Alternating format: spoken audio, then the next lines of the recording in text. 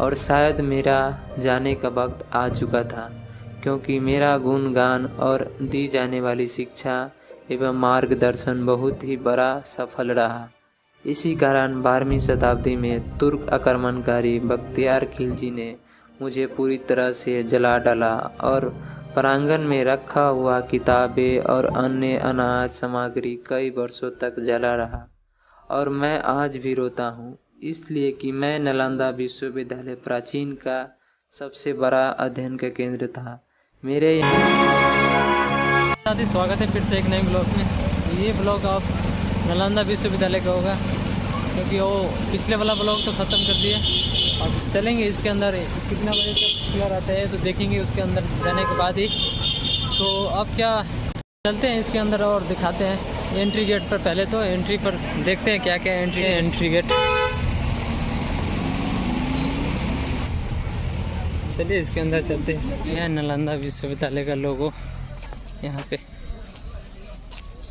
Ticket fees आपको लगेगा 40 रुपया। अगर टूरिस्ट विदेशी हैं तो 600 रुपया, और इंडियन है तो 40 रुपया लगता है बस इसको पूरा घूमने के लिए। चलिए इसके अंदर दिखाते हैं क्या है। इस सभी के डिस्क्रिप्शन में दे देंगे कि कितना रुपया कितना लगता है, कितना चार्ज, और बच्चा का लगता है या नहीं, सब सारी बातें दे देंगे।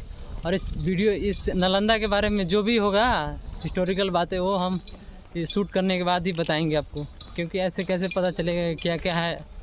तो इसलिए वीडियो बना लेते हैं, उसके बाद दिखाएंगे आपको सब ही। तो ये मेन गेट है, यहीं से एंट्री होने वाला है।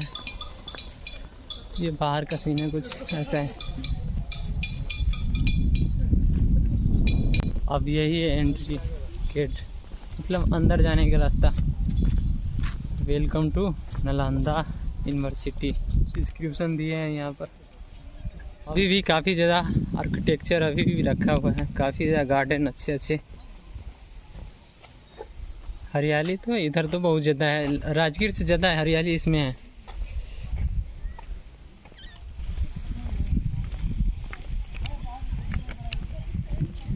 ये है नालंदा के अंदर एंट्री। इसी के अंदर चलते हैं तो दिखाते हैं कैसे कैसे। ये बाहर का सीन है, चलिए इसके अंदर चलते हैं अब। ये है, ये शिक्षा का केंद्र था। ये कुछ दिया है। घूमने का है, यही सब घूमने वाला है और कुछ नहीं है। चलिए इसके अंदर चलते हैं और दिखाते हैं। ये काफ़ी पुराना है, ये ईंट ही है। ये 6 फीट लगभग दीवार मोटा होगा। ये ऐसा ही देखे थे इसकी हिस्ट्री के बारे में। तो सारी वीडियो में आपको सारी डिस्क्रिप्शन, कैसे इसका निर्माण हुआ और कब क्या हुआ, इस सारी हम बात बताएंगे वीडियो के अंत में। तो चलिए इसके अंदर चलते हैं। तो ये है नज़ारा।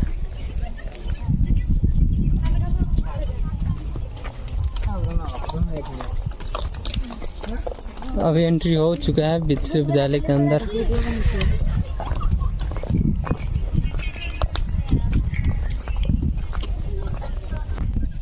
ये सब सारी गार्डन है यहाँ का।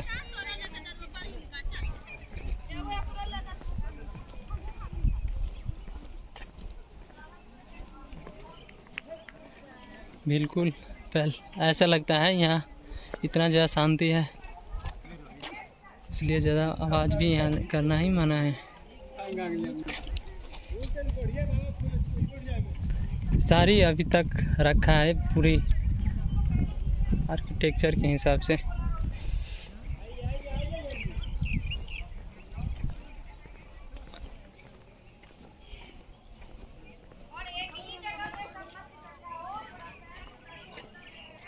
वो उस तरफ चलेंगे थोड़ी देर बाद, उसके सामने। पहले तो बाहर का सीन ले लेते हैं।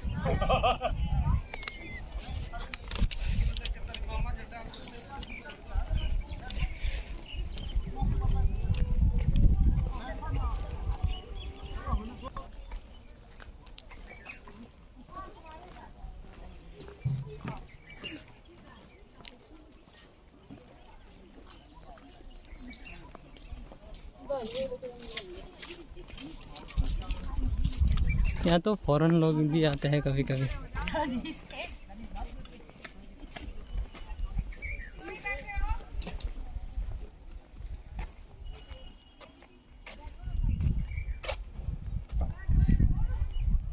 ये सारी पुरानी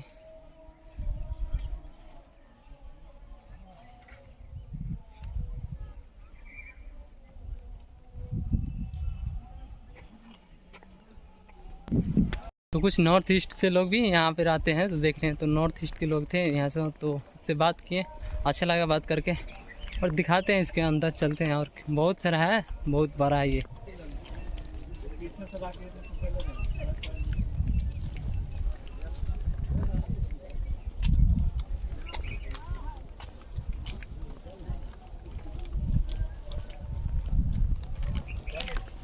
चलिए इसके अंदर चलते हैं, देखते हैं कहाँ कहाँ है घूमना। सोचे हैं यहाँ से एक, तो ये है, ये भी तो ऐसा ही है। ये छत लग रहा है शायद कि इसके अंदर रूम है, ऐसा पता नहीं ये क्या है। यही विद्यार्थी के लिए रहने के लिए रूम था। ये 6 इंच दीवार है, सॉरी 6 फीट का एक दीवार होता है। ये इतना मोटा मोटा दीवार रहता था। इसी के अंदर स्टूडेंट लोग अपना शिक्षा अध्ययन करते थे। तो चलिए इसके अंदर चलते हैं। ये ही है, ये एक कमरा होता था विद्यार्थी के लिए, यहीं पे अध्ययन करते थे। इसमें से एक ईंटा लगता है ले जाएंगे ताकि हाँ याद रह सके कि वहाँ थे। ये छत है यहाँ का, ऐसे ईंटा भी दिखाते हैं। ये सारी कमराएं थी, ये सभी स्टूडेंट का ही रूम सब था। ये पहले का ईंटा है, काफ़ी जगह ईंट है, लगभग 50 फीट से ज़्यादा ही गहीर होगा ये। तो इसी तरह का ये शिक्षा का अध्ययन करने के लिए सारी बच्चा का हॉस्टल टाइप का था। जो रूम सिंगल रूम है या डबल है, लेकिन एक ही बच्चा शायद रहते थे इसमें, ये तो करेक्ट पता नहीं है। तो ये सारी बातें आपको हम वीडियो के अंत में बताएंगे कि क्या है। अगर जानते हैं तो अच्छा है, नहीं तो सारी बात तो बताएंगे करेंगे। अब चलते हैं मेन वाला में, क्योंकि मेन वहाँ पे है जिसने बगिया। तो अब चलते हैं मेन वाला में, क्योंकि मेन वाला वहाँ पे है। ये सब तो इधर बच्चे को रहने के लिए था, वो हॉस्टल सो है। और मेन विश्वविद्यालय यूनिवर्सिटी जो है, जो जिसे बख्तियार खिलजी ने जला दिए थे, और वहाँ है। तो उस तरफ चलेंगे। पहले ये सारी है उसी में का। यहाँ पर भी सिक्योरिटी लोग रहते हैं, काफ़ी ज़्यादा उधर तक है।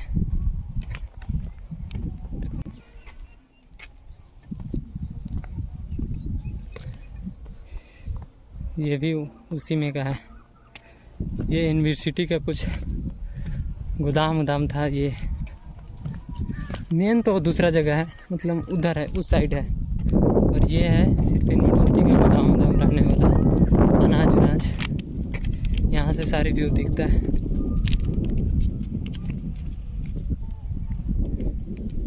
ये पूरा बहुत दूर में है, लगभग बीघा 10 से 15 बीघा में होगा ये। तो इसके अंदर देखते हैं क्या है। अभी तो ताला मारती है।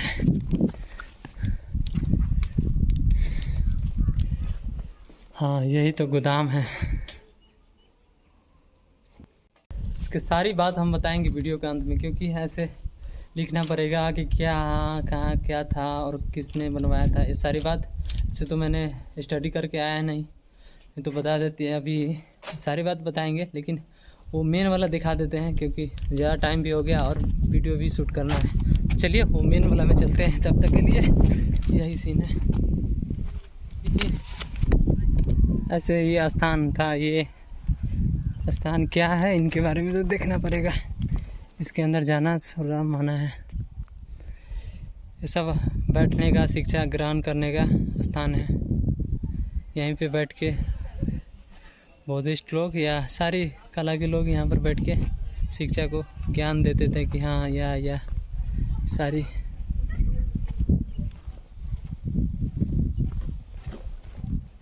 काफ़ी ज़्यादा इधर फॉरेनर लोग भी आते हैं अभी। क्योंकि ठंडा में ज़्यादा लोग आते हैं। अभी तो गर्मी है इधर, इतना ज़्यादा नहीं आ पाते हैं।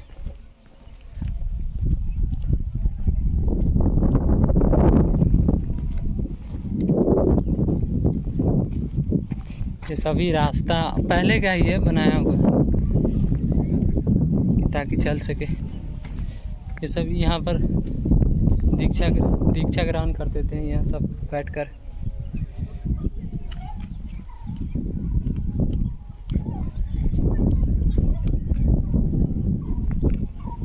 सारी सीन है, इसी के अंदर अपना अपना बैठकर ध्यान करते थे।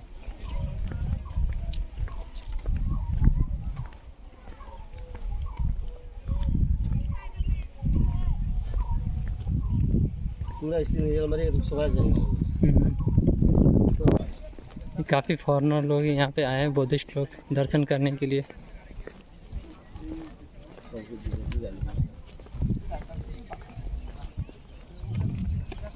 घूमने का ऊपर जाना बंद कर दिया गया, नीचे नीचे बंद कर दिया। हाँ ऊपर जाना बंद। हम लोग बुद्धिस्ट हैं, लोग बैठ के पूजा अर्चना करेंगे, इन लोग साइलेंस हैं। ठीक है, समझ गया। सलाम टाइम करो हम लोग।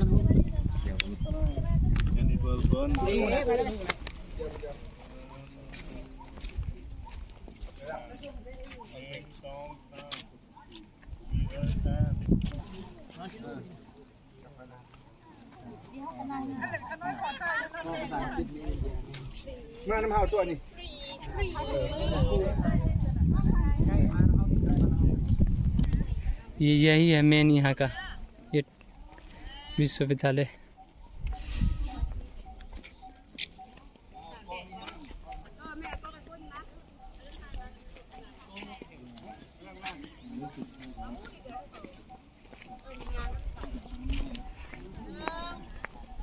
काफ़ी फॉरेनर लोग यहाँ सेल्फी लेते हैं।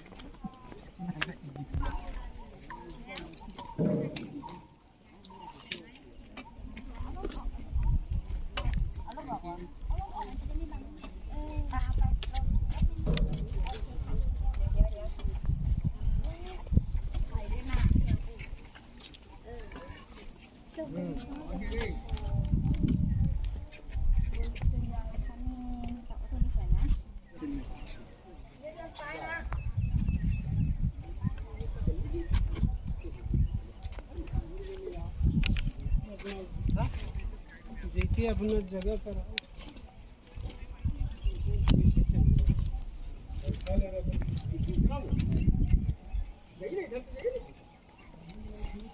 ये सारी वही है।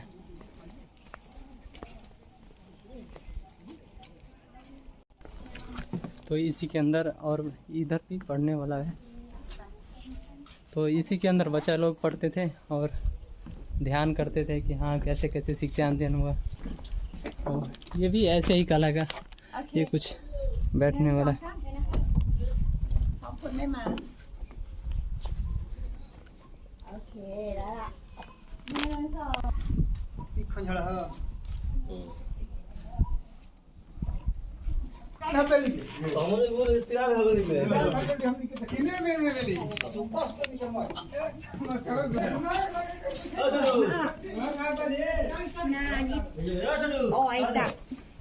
स्पॉट पे क्लियर कर दूंगा, ठीक है। आइए मैं एक हॉस्टल आपको घुमाता हूँ, ठीक है। उसके बाद स्तूपा और चैत्याज को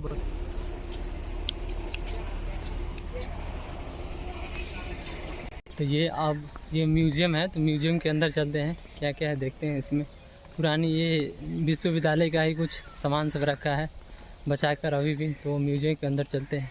शायद उसके अंदर तो कैमरा अलाउ नहीं होगा, इसलिए कैमरा नहीं देख पाएंगे। म्यूज़ियम के बाहर का सीन है। ये भी गार्डन अच्छा है ये।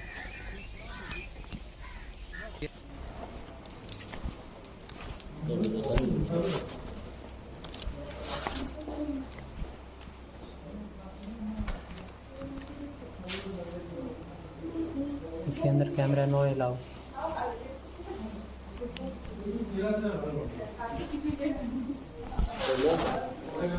ये भंडार पात्र है।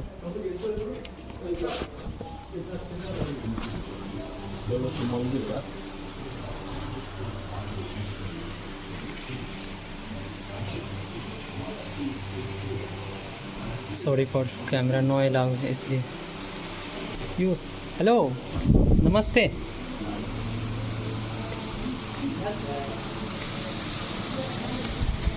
ये सारी पूरा रखा हुआ है फोटो सब, बहुत पुराने सजेशन।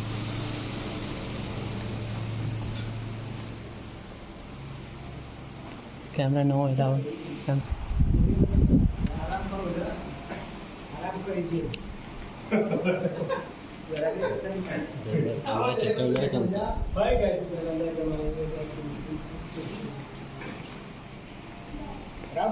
ये पहले का आज और सब है।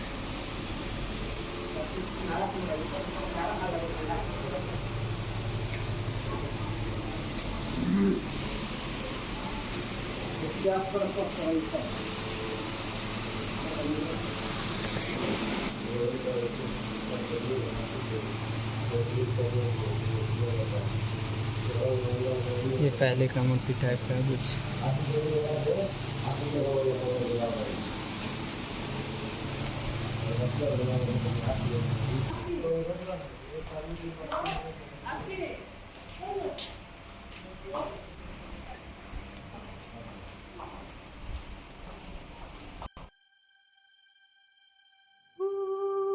नालंदा विश्व की सबसे प्राचीन विश्वविद्यालय नालंदा में आपका स्वागत है।